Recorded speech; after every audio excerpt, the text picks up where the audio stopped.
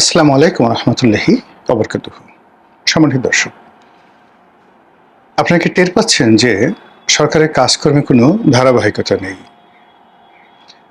সারা বাংলাদেশে আইন শৃঙ্খলা যে অবনতি এবং একই সঙ্গে পাল্লা দিয়ে পুলিশের মধ্যে যে অস্থিরতা, সেই অস্থিরতার কারণে কি হচ্ছে, পুরো সরকারের যে পুরো কর্মকাণ্ড প্যারালাইজড হয়ে যাচ্ছে। একটা একটা করে শুরু করি। প্রথমে আইন শৃঙ্খলার দিকে যদি আপনি তাকান, আপনি দেখবেন যে এমন সব অপরাধ, অদ্ভুত অদ্ভুত সব অপরাধ যেগুলো হচ্ছে এই বাংলাদেশে, যা আগে কখনো কল্পনা করা যেত না। চাঁদাবাজি হোক কিংবা পাওনা টাকা আদায়ের জন্য হোক, বরিশালে যে ঘটনাটি ঘটেছে, একজন ভুক্তভোগী বয়স্ক মানুষ তার অন্ডকোষ চেপে ধরে তার সঙ্গে যে নির্মম এবং নিষ্ঠুর আচরণ করা হয়েছে, গালাগালি, মানে একটা অপ্রতিরোধ্য অবস্থা। মানে এরকম দুঃসাহস, উগ্রবাদী আচরণ, জঙ্গিবাদী আচরণ আমরা এই বাংলাতে কখনো দেখিনি। এরপরে ধরুন, এই যে কি একটা কমব্যাক্ট অপারেশন নামে কি একটা সংগঠন করেছে, যাত্রাবাড়িতে তারা কুম্ফু ক্যারাত শেখাচ্ছিল, এদেরকে পুলিশ ধরেছে। লম্বা লম্বা চুল, একেবারে অল্প বয়স্ক, তারা সেই শুধুমাত্র শারীরিক চর্চা নয়, এর সঙ্গে সেই আরও যে সকল ভিডিও সামনে চলে আসছে, আর যে সকল কথাবার্তা হচ্ছে, এবং এদের যে বডি ল্যাঙ্গুয়েজ, চোখের চাহনি, এর মধ্যে আপনি ভবিষ্যতের বাংলাদেশ এবং চলমান বাংলাদেশ বুঝতে পারবেন যে সমাজের কোন কোন জায়গাতে আমাদের আসলে ক্ষত তৈরি হয়ে গেছে, গর্ত তৈরি হয়ে গেছে। এদের পক্ষে এক শ্রেণীর লোক কথা বলছে, আর এদের বিপক্ষে রাষ্ট্র, সরকার, বিএনপি অন্য কথা বলছে। আর দেশের বাইরে এই দৃশ্যগুলো নিয়ে যে চলচ্চিত্র তৈরি হচ্ছে, যা কিনা পুরো রাষ্ট্র ব্যবস্থা, রাষ্ট্রীয় কাঠামো, নতুন সরকারের যে স্থিতি অবস্থা, সবকিছু প্রশ্নের মুখে ফেলে দিয়েছে। আপনি যদি আইন অঙ্গনে যান, সেখানে গিয়ে দেখবেন যে সুপ্রিম কোর্টে, যেটা বার কাউন্সিল বলেন, বাংলাদেশ বার কাউন্সিল, কিংবা ধরুন অ্যাটর্নি জেনারেলের অফিস, তারপরে সেখানে সরকার দলীয় আইনজীবী যারা আছেন, তারা, এদের মধ্যে যে অন্তর্কলহ, দ্বন্দ্ব, সংঘাত, বিবাদ, বিসংবাদ, সব কিছু এত চরম আকার ধারণ করেছে, যার ফলে উচ্চ আদালত থেকে নিম্ন আদালতের পুরো বিচার ব্যবস্থা এতটা মারাত্মকভাবে বিঘ্নিত হচ্ছে, যেটি ইতিপূর্বে কখনো হতো না। এমনি ইনুর জমানাতে প্রায় সকল বিচারালয় একেবারে নেহায়েত শুধু তারিখ পরিবর্তন করার, নতুন একটা তারিখ দেওয়া, এই কাজের মধ্যেই তাদের দৈনন্দিন কর্মপরিধি তারা সীমাবদ্ধ রেখেছে। গুরুত্বপূর্ণ সিদ্ধান্ত দেওয়া, কোনো মামলা নিষ্পত্তি করা, ঝুঁকি নেওয়া, এই জিনিসগুলো আসলে আইন আদালতে গত 18 মাসে, অর্থাৎ ইনুর জমানাতে যেটা হয়নি, সেটি এই বিএনপির জমানাতে এসেও হচ্ছে না। অধিকাংশ এখানে যে সকল দুর্নাম, বদনাম, ঘুষ, দুর্নীতি, অনিয়ম, মারামারি, কাটাকাটি, যা কিছু শোনা যাচ্ছে, যা কিনা আমাদের পুরো সিস্টেম, তার মধ্যে একটা কলঙ্ক তৈরি করে ফেলেছে। এরপর যেটি হচ্ছে, সেটি হলো দেশ এবং বিদেশের যে রাজনৈতিক পরিবেশ পরিস্থিতি। ভারতের সঙ্গে আমাদের কেমন সম্পর্ক যাবে, পাকিস্তানের সঙ্গে কেমন সম্পর্ক, আমেরিকার সঙ্গে কেমন সম্পর্ক, চীনের সঙ্গে কেমন সম্পর্ক, মায়ানমারের সঙ্গে কেমন সম্পর্ক, এগুলো নিয়ে প্রায় প্রতিদিনই আমরা নিত্য নতুন গীত শুনছি। সামাজিক মাধ্যমে জামাতের যারা লোকজন, তারা এক ধরনের কথা বলছেন, বিএনপির লোকজন তো আসলে এই মুহূর্তে ওইভাবে কেউ কথা বলছেন না, আর আওয়ামী লীগের লোকজন রীতিমতো ফাটিয়ে ফেলছেন, ইচ্ছা মতো তথ্য দিচ্ছেন, অপতথ্য দিচ্ছেন, বানোয়ার তথ্য দিচ্ছেন, এবং সেইগুলো ধরুন যদি আওয়ামী লীগের 5 থেকে 6 কোটি লোক সেই তথ্যগুলোকে নাড়াচাড়া করে, আর তার সঙ্গে সঙ্গে যদি বিএনপি জামাতের 5% to 10% লোকের দ্বারা ইনফ্লুয়েন্স হয়, পুরো সরকার ব্যবস্থার মধ্যে একটা ঝাঁকুনি লেগে যায়। এবং এই অবস্থাতে সরকার গত 4 মাসে দাঁড়াবে, দাঁড়িয়ে একটা কাজ করবে এবং সেই কাজের একটা ধারাবাহিকতা বজায় রাখবে, এটি সম্ভব হচ্ছে না। পুলিশের নিয়োগ বদলি নিয়ে যা কিছু হচ্ছে একেবারে ওপেন সিক্রেট। একজন ওসি পদে নিয়োগ পেতে কয় টাকা লাগে, এসপি পদে নিয়োগ লাভ করতে কত টাকা লাগে, এসপি ওসি বা 25 বছর চাকরি হয়ে গেছে এরকম অভিজ্ঞতা সম্পন্ন কর্মকর্তা, একেবারে এডিশনাল আইজি পর্যন্ত, মানে কনস্টেবল থেকে এডিশনাল আইজি পর্যন্ত টার্গেট করে করে যেভাবে চাকরি থেকে বাদ দেওয়া হচ্ছে, যদি চাকরিতে থাকতে চাও এটা করতে হবে, আর যদি চলে যেতে চাও চলে যাও। এরপরে যে জায়গাগুলো ভ্যাকুয়াম খালি হচ্ছে সেই জায়গায় যারা নিয়োগ পেতে চাও তাদেরকে এই কাজগুলো করতে হবে। আপনারা আশা করি বুঝতে পেরেছেন। এর ফলে পুরো পুলিশ বাহিনীর মধ্যে যেটিকে বলা হয় বেদনা, প্যানিক, এগুলো ছড়িয়ে পড়েছে। ইউনূস জামানাতে যে সকল জামাতপন্থী কর্মকর্তারা নিয়োগ লাভ করেছেন তাদের একটা বিরাট অংশ আলটিমেটলি চাকরিচ্যুত হয়েছেন, অথবা এমন একটা জায়গাতে তাদেরকে ওএসডি করে বসিয়ে দেওয়া হয়েছে যেখানে বসে বসে তারা ঘোড়ার ডিম প্রসব করছেন। আওয়ামী লীগের যারা লোকজন আছেন তারা তো আগেই ঝেঁটিয়ে তাদেরকে বিদায় করে দেওয়া হয়েছে। এরপর এই সাম্প্রতিক সময় আওয়ামী লীগ ট্যাগ দিয়ে, জামাত ট্যাগ দিয়ে বা অন্য কোনো যাকে বলে অভিযোগ তাদের বিরুদ্ধে এনে পাইকারি হারে যেভাবে অবসর দেওয়া হচ্ছে, নিয়োগ বদলির খড়গ যাদের উপর পড়ছে, আর এর পেছনে যে সকল লেনদেন হচ্ছে বা লেনদেনের অভিযোগ হচ্ছে, সব মিলিয়ে পুরো পুলিশ বাহিনী তছনছ। একই অবস্থা সেক্রেটারিয়েটে, সচিবালয়, এমনকি সেনাবাহিনীতে যে সকল ভূতাপেক্ষা নিয়োগ হচ্ছে,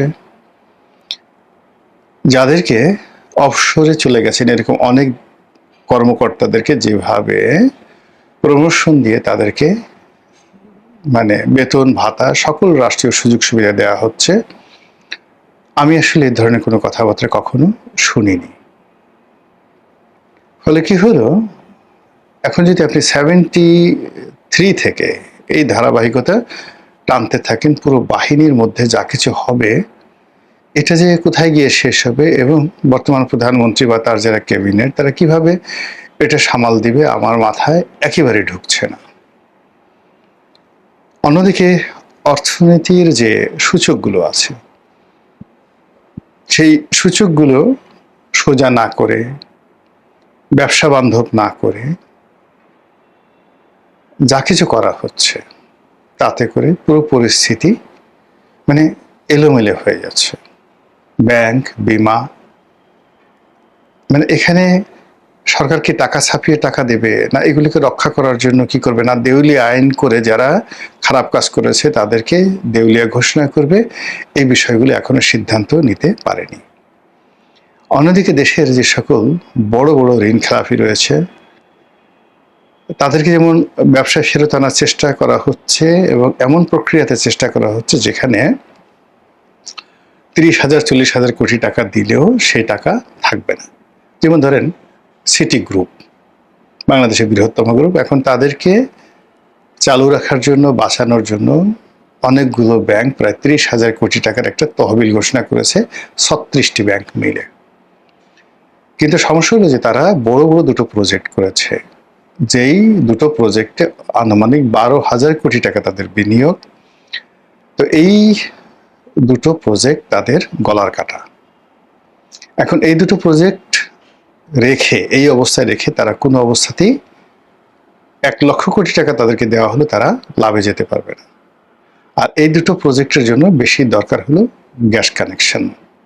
সেই গ্যাস কানেকশন সরকার দিতে পারছে না, বরং এই গত 4 মাসে গ্যাসের যে সরবরাহ এটা আরো খারাপ অবস্থায় পৌঁছে গেছে। ফলে সিটি গ্রুপের ভাগ্যে কি আছে আমরা বলতে পারি না। 50,000 কর্মচারী, প্রায় 40,000 কোটি টাকার দেনা এবং 1 লক্ষ কোটি টাকার উপরে তাদের যাকে বলা হয় অন্যান্য যে লোন টোন সব মিলিয়ে আছে, মানে 40,000 কোটি টাকা হলো খেলাফি হয়ে গেছে, আর 1 লক্ষ কোটি টাকা টোটাল ঋণ।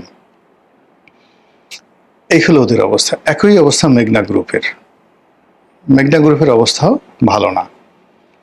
অন্যদিকে Bashundhara group, Neville group, S Alam group সহ এরকম আরো 10টি বড় বড় গ্রুপ যাদের বিরুদ্ধে সরকার মামলা করবে। ফলে কি হলো, এই সকল শিল্প প্রতিষ্ঠানগুলোতে রীতিমতো প্যানিক ছড়িয়ে পড়েছে। যা কিছু তারা চলছিল সেগুলো বন্ধ হয়ে গেছে। অনেক প্রতিষ্ঠানে 2 মাস, 3 মাস, 4 মাস যাবৎ তারা বেতন দিতে পারছে না বা মালিক বেতন দিচ্ছে না। তারা ধরে নিচ্ছে যেহেতু মামলা হবে বন্ধ করে দিতে হবে, কাজে এখানে আর লাশ টানার দরকার নেই, এখান থেকে যা পারো যতটুকু পারো সরিয়ে আমরা যেন ভবিষ্যতে যদি জেলে যাই, দেশের বাইরে চলে যাই, অনেক কোনো দুর্ভোগ দুর্দশাতে পড়ি, যেন কোনো মতে ডাল ভাত খেয়ে বাঁচতে পারি, বাকিটা ফিসিবিল্লাহ। এইভাবে 10টা গ্রুপের মধ্যে প্যানিক ছড়িয়ে পড়েছে। অন্যদিকে গার্মেন্টসের যে সেক্টর, হাতে গোনা বড় বড় কিছু শিল্প প্রতিষ্ঠান যারা A to Z যাদের সার্ভিস আছে, যেমন হামিম গ্রুপ, এরকম কিছু প্রতিষ্ঠান যারা চলছে, আর বাকি যেগুলো মাঝারি আকৃতির শিল্প প্রতিষ্ঠান, ছোট শিল্প প্রতিষ্ঠান, এই প্রতিষ্ঠানগুলো আসলে দাঁড়াতে পারছে না। বাজারে প্রচুর অর্ডার আছে, বায়ার আছে, কিন্তু এই জিনিসগুলো চালু করার জন্য যে বিদ্যুৎ দরকার, গ্যাস দরকার, রানিং ক্যাপিটাল দরকার, মেশিনারিজ দরকার, বিএমআরই করা দরকার, এই বিষয়গুলো করার জন্য যে ব্যাংকগুলো তাদেরকে আর্থিক সহযোগিতা দেবে, এরকম ব্যাকবোন ব্যাংকগুলোর নেই। একটা ছোট উদাহরণ দেই, যেমন ধরুন একটা প্রতিষ্ঠানকে আমি চিনি, যে প্রতিষ্ঠানের ব্যাংকের দেনা 70 কোটি টাকা। আচ্ছা, এই প্রতিষ্ঠানে 70 কোটি টাকার বিপরীতে ব্যাংকের কাছে তাদের লিয়েন দেয়া আছে মাত্র 4 থেকে 5 কোটি টাকার সম্পত্তি, এবং ব্যাংকটা একটা প্রবলেম ব্যাংক। এখন বাংলাদেশ ব্যাংকের হিসাব অনুযায়ী এই যে 70 কোটি টাকা, এটিকে রিশিডিউল করে দেওয়া হয়েছে। ভালো কথা। এখন এই প্রতিষ্ঠানটি যে আবার নতুন করে চালু করবে, চালু করার জন্য তার বেশ কিছু মেশিনারিজ লাগবে, তার কিছু ক্যাপিটাল লাগবে, অন্তত 10 থেকে 12 কোটি টাকার ক্যাপিটাল লাগবে। এই টাকাটা তার ব্যাংক থেকে নিতে হবে। এখন সেটা কিভাবে? এখন সরকারের পক্ষ থেকে বলা হয়েছে যে সরকার একটা ফান্ড রেজ করেছে 30,000 কোটি টাকা, এরকম যে সকল রুগ্ন শিল্প তাদেরকে দেবে। এখন এই শিল্প প্রতিষ্ঠানটি হয়তো 10 কোটি 12 কোটি টাকার জন্য একবার বিজিএমইতে যাচ্ছে, একবার ব্যাংকে যাচ্ছে, একবার বাংলাদেশ ব্যাংকে যাচ্ছে, এইভাবে মানে 1 বছর চলে গেছে, কিন্তু এখন পর্যন্ত শিল্প প্রতিষ্ঠানটি চালু করতে পারেনি। আবার আরেকটা প্রতিষ্ঠানে নেতিবাচক শুনেন, তার ঋণ আছে 130 কোটি টাকা। সে এই ট্রেড পলিটিক্স করে, তার অ্যাসেট, ব্যবসা বাণিজ্য যা কিছু আসছে সব মিলিয়ে তার কাছে 2-3 কোটি টাকার সম্পত্তি নেই, কিন্তু তার ঋণ আছে 130 কোটি টাকা, তাও আবার সরকারি ব্যাংক থেকে। এখন সে কি করছে, এই যে সরকারের যে একটা সুযোগ, সেই সুযোগ নিয়ে সে হিসাবে দেখা যায় সে 50 কোটি টাকা ঋণ নিতে পারে। 130 কোটি টাকার উপর 50 কোটি টাকা সে ঋণ নিয়ে 2-3 কোটি টাকা সে খরচ করে বাকি টাকা পকেটস্থ করার জন্য সে দিন রাত ঘোরাফেরা করছে, এবং ওই আগে যে লোক বললাম যে জেনুইন ব্যবসা করতে চায়, সে সফল না হলো দ্বিতীয় ব্যক্তি সে শতভাগ সফল হয়ে যাবে। এরকম যে একটা ধড়িবাজ, ধান্দাবাজ একটা জাতি, একটা সম্প্রদায়, একটা গ্রুপ, একটা ব্যবসায়িক গ্রুপ, মানে এটা এই যে একটা দুর্বিষহ অবস্থা, সেই দুর্বিষহ অবস্থার মধ্যে তারা আরো ডাকাতি, রাহাজানি, ছিনতাই এগুলো করার জন্য কোমরে গামছা বেঁধে নেমেছে। অন্যদিকে বিএনপির যে সকল বিএনপি নামধারী দুর্বৃত্ত রয়েছে, তারপরে যাকে বলা হয় খারাপ মানুষ রয়েছে, তারাও যার যার অবস্থান থেকে এমন সব কাজকর্ম করছে যা কিনা এই সরকার যারা পরিচালনা করবে তাদের সবারই মনোবল ভেঙে দিচ্ছে। এর ফলে সরকার তার কোনো কাজের ধারাবাহিকতা রক্ষা করতে পারছে না, সরকার ঘুরে দাঁড়াতে পারছে না।